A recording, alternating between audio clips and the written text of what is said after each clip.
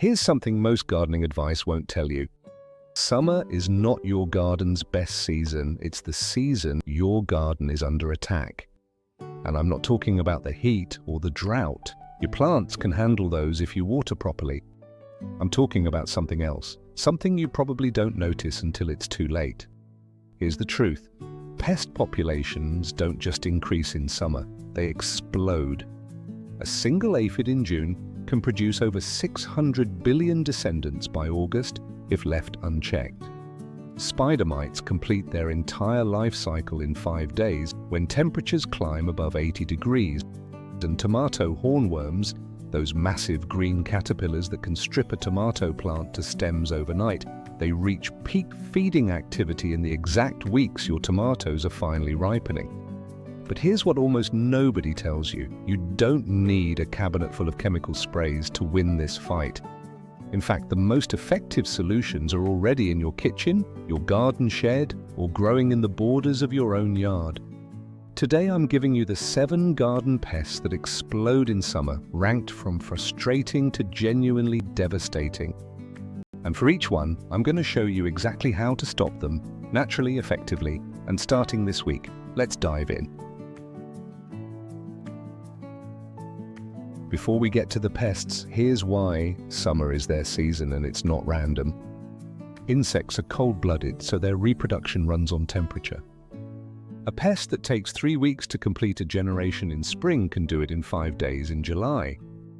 And there's a second factor most people overlook. Your garden in July is at peak biomass. All those lush, nitrogen-rich leaves and ripening fruits, you've basically set a banquet table for every pest within flying distance. Accelerated reproduction plus unlimited food is why gardens that looked perfect in June suddenly collapse in July. The good news, every one of these pests has a specific natural solution, so let's get to them. We're starting with whiteflies because they're often the first pest to show up and the easiest to misdiagnose. Your plant looks a little yellow, maybe a bit stunted. You flip over a leaf and see tiny white specks. You shake the plant and a small cloud of white insects rises up and then settles right back down. That's whiteflies. Here's why they explode in summer. Whiteflies reproduce fastest at around 80 degrees Fahrenheit. At that temperature, a single female can lay up to 400 eggs in her 2-week lifespan. And here's the part that catches gardeners off guard. Those eggs are laid exclusively on the undersides of leaves, where most people never look until the infestation is severe. The natural fix is simpler than you think. Whiteflies are powerfully attracted to the color yellow. Gardeners have exploited this for decades using yellow sticky traps. Place them at plant height near tomatoes, squash, and cucumbers, the crops whiteflies target most aggressively. A single trap can catch hundreds of adults per day, breaking the reproductive cycle before it gains momentum. For heavier infestations, add a neem oil spray applied in the evening to avoid leaf burn. Neem oil contains azadirachtin, a compound that disrupts insect molting and reproduction.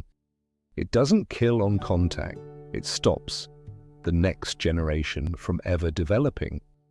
One thorough spray on leaf undersides and you've broken the cycle. Number 6 is a pest that thrives in exactly the conditions summer creates, not the heat itself, but the watering pattern you use to fight the heat. Slugs and snails. Here's what most gardeners don't realize. Slugs are most active at night and they require moisture to move. So when you water your garden in the evening, which many gardeners do during summer to reduce evaporation, you are essentially rolling out a red carpet for every slug within 100 feet. They emerge after dark onto wet soil and damp leaves, and they feed until dawn. The natural solution is elegant. First, switch to morning watering. Let the soil surface dry out during the day. Slugs can't travel across dry soil efficiently. Second, create a barrier they physically cannot cross. Crushed eggshells work. Diatomaceous earth works even better. It's a fine powder made from fossilized algae, completely harmless to humans and pets, but at a microscopic level it's razor sharp. Slugs will not cross a band of it. And here's the third layer, a simple beer trap. Bury a shallow container so the rim is level with the soil surface and pour in an inch of cheap beer. Slugs are attracted to the yeast, they crawl in and they don't crawl out. Empty and refill every few days. It sounds almost too simple to work, but gardeners have been using this method for generations. Because it does. Number 5 is a pest that doesn't just eat your plants. It injects them with a disease there's no cure for. Cucumber beetles. There are two types, striped and spotted. Both emerge in mid-spring, but their populations peak in July, precisely when your cucumbers, squash and melons are at their most productive. The beetles feed on leaves and flowers, which is bad enough, but the real danger is bacterial wilt. The beetles carry it in their gut. When they feed, they inject the bacteria into the plant's vascular system. The leaves wilt, the plant collapses, and once bacterial wilt sets in, the plant cannot be saved. So prevention is everything. The most effective natural strategy is timing. Cucumber beetle adults overwinter in garden debris and emerge when soil temperatures hit about 55 degrees. If you delay planting your cucurbits by 2 to 3 weeks, starting them indoors and transplanting when they're already vigorous, you can often miss the first and most damaging generation entirely. The second layer, floating row covers. Lightweight fabric that lets in sun and water but physically excludes beetles. Install them at transplant and keep them on until flowers appear. At that point, you'll need to remove them for pollination, but by then your plants are large enough to tolerate some feeding. And if beetles still find your crop, kaolin clay spray creates a fine white particle film on leaves that confuses and repels them without any chemicals. Number 4, and this is where things get serious, squash bugs. If you've ever walked out to your garden in July and found a squash plant that was thriving yesterday, now completely collapsed, leaves drooping, stems turning mushy, you've met squash bugs. They feed by inserting a needle-like mouthpart into the plant's vascular tissue and sucking out the sap. But unlike aphids, which do the same thing on a smaller scale, squash bugs inject a toxin as they feed. That toxin is what causes the sudden wilting. It's not a disease, it's poison delivered directly into your plant's circulatory system. Squash bugs thrive in summer because adult females lay eggs continuously from June through August. Those distinctive copper-colored egg clusters on the undersides of leaves, each one holds about 15 to 20 eggs, and a single female can lay several hundred in a season. Here's a quick question for you. Have you found those copper-colored eggs on your squash leaves this summer? Drop a yes or no in the comments. I want to know how widespread these are this year. The natural solution starts with those eggs. Check the undersides of squash leaves every 3 to 4 days and physically remove any egg clusters you find. A piece of duct tape pressed against the eggs lifts them off cleanly. For adults and nymphs, insecticidal soap sprayed directly on them is highly effective, but you have to hit them directly. It has no residual effect. The third and most overlooked strategy, plant-resistant varieties. Butternut squash and acorn squash have significantly tougher stems and leaf tissue that squash bugs struggle to penetrate. If squash bugs are a recurring problem in your garden, variety selection is your strongest long-term defense. Now, before we get to the top 3, the pests that can wipe out entire crops in a matter of days, I want to mention something important. These next 3 pests share something in common. They don't just damage your plants. They can convince you that gardening isn't worth the effort. I've seen experienced gardeners walk away from a season because of what hornworms or spider mites did to their tomatoes. Don't let that be you, because the solutions are simpler than you think. Number 3. Japanese beetles. These metallic green and copper insects are unmistakable. And unlike most pests that specialize in a few crops, Japanese beetles feed on over 300 plant species, roses, grapes, beans, raspberries, linden trees, and pretty much any fruit tree in your yard. They emerge from the soil as adults in late June and peak through July, releasing a congregation pheromone that draws in beetles from surrounding properties. If your neighbor isn't controlling them, you'll get theirs too. Here's the natural approach that works. First, and this is absolutely critical, do not use those Japanese beetle bag traps sold at garden centers. The pheromone lure in those traps attracts beetles from up to half a mile away, and research shows they actually increase damage to nearby plants. You're basically inviting the entire neighborhood's beetle population to your yard. Instead, the most effective control is hand-picking in the early morning. Japanese beetles are sluggish when temperatures are cool. Go out at dawn with a bucket of soapy water, hold it under the leaves they're feeding on, and tap them in. They drop straight down when disturbed, so the bucket catches them. Do this every morning for 2 weeks during peak season, and you'll collapse the local population. For trees too tall to reach, neem oil sprayed on the foliage acts as both a repellent and an anti-feedant.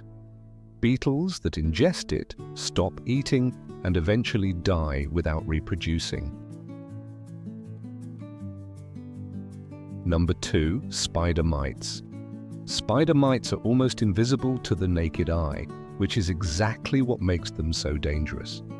By the time you see the damage, that fine yellow stippling on leaves, the almost invisible webbing between stems, the infestation is already severe. And here's what makes them a summer nightmare. Spider mites thrive in hot, dry, dusty conditions. Their reproduction rate doubles for every 10-degree increase above 70 Fahrenheit. At 90 degrees, a generation completes in less than a week. They also develop resistance to chemical miticides faster than almost any other garden pest. The very sprays people reach for often make the problem worse by killing the predatory mites and beneficial insects that would otherwise control them. The natural solution is almost absurdly effective. Water. Spider mites cannot tolerate high humidity and they cannot grip wet leaf surfaces well. A strong blast of water from the hose directed at the undersides of leaves, repeated every 2 to 3 days during hot, dry spells, physically dislodges mites and disrupts their webbing. It's not a one-time fix. You need to stay on it, but it works without any product at all. Quick check. Go look at the undersides of your tomato or bean leaves right now. If you see fine webbing or yellow speckling, you've got mites. Tell me in the comments what you found. And if you try the water blast method this week, I want to hear how it went. For severe infestations, add insecticidal soap or horticultural oil, always applied in the evening, but start with the hose. It's free, it's immediate, and it's often all you need. And here we are, number 1. The pest that has probably caused more heartbreak in vegetable gardens than any other. The tomato hornworm. These caterpillars are the larval stage of the 5-spotted hawk moth, and they are eating machines. A single hornworm can consume an entire tomato plant's foliage in under a week. They're also hard to spot. Their green coloration is nearly perfect camouflage against tomato stems and leaves. Most gardeners find them by noticing the damage first, or by spotting their distinctive dark green droppings on the leaves below where they're feeding. Here's why they peak in summer. The adult moths emerge from overwintering pupae in late spring and lay eggs through July. Those eggs hatch in about 5 days, and the caterpillars feed for 3 to 4 weeks before dropping into the soil to pupate. In warm climates, you can get 2 full generations in a single season.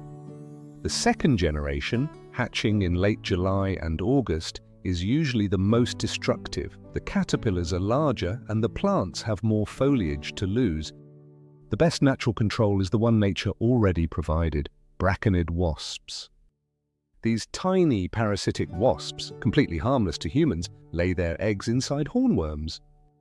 The wasp larvae develop inside the caterpillar, and when they're ready to pupate, they spin those distinctive white cocoons you see on the hornworm's back. If you find a hornworm covered in white cocoons, leave it alone. That caterpillar has stopped feeding, and it's now a mobile nursery for the wasps that will protect your garden for the rest of the season. For hornworms without cocoons, handpicking is your best option. Go out at dusk with a UV flashlight. Hornworms glow under ultraviolet light, making them dramatically easier to spot. Drop them into soapy water. And for prevention, plant dill, fennel or basil near your tomatoes. These attract braconid wasps and other beneficial insects that will find the hornworms before you do. So here's the bigger picture. 7 pests, 7 natural solutions. And they all point to the same principle. A garden that defends itself isn't built on products. It's built on observation, timing, and understanding the biology of what you're up against. The framework is simple. 1. Inspect your plants every 3 days. Flip those leaves, check the undersides, look for eggs and early damage. 2. Act immediately when you find pests. The window between first detection and full infestation is often less than a week in summer heat. 3. Use the right tool for the right pest. Not everything needs a spray, and the wrong spray often makes things worse. 4. Invite nature to do the work for you. Plant the flowers and herbs that attract predatory insects, and they'll patrol your garden every day for free. And there you have it. 7 garden pests that explode in summer, and exactly how to stop each one naturally. If this video helped you identify a pest you've been fighting or gave you a solution you hadn't tried yet, subscribe to this channel and hit the bell icon. We go this deep every single week. Practical, proven gardening strategies that work with nature instead of fighting against it. Which of these pests showed up in your garden this summer? And more importantly, which natural solution are you going to try first? Drop it in the comments. I read every single one and I love hearing what's working in your garden. For more ways to protect your garden naturally, check out these related videos. And if you want the complete companion planting reference, which plants protect which crops from which pests, the link is down in the description. Stay positive and keep blooming.